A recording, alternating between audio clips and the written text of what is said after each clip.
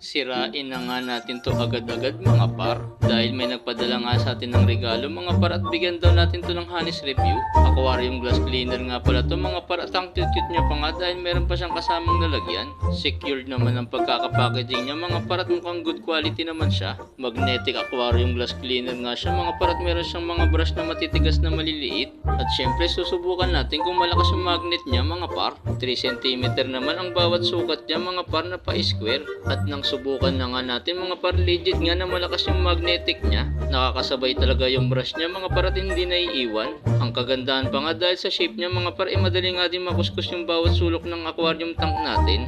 At kung nakikita nyo nga lang sa personal mga par, talagang napapalinaw niya yung aquarium glass. At kahit sobrang bilisan pa nga natin mga par, talagang nakakasabay yung magnetic niya. Ang cons nga lang talaga mga par, hindi niya na kayang tanggalin yung mga matitigas na watermarks. Pero no problem naman mga par dahil meron naman tayong available na aquarium watermarks remover sa ating online shop. Ilalagay ko na nga lang yan pareho sa yellow basket mga par kung gusto nyo masubukan.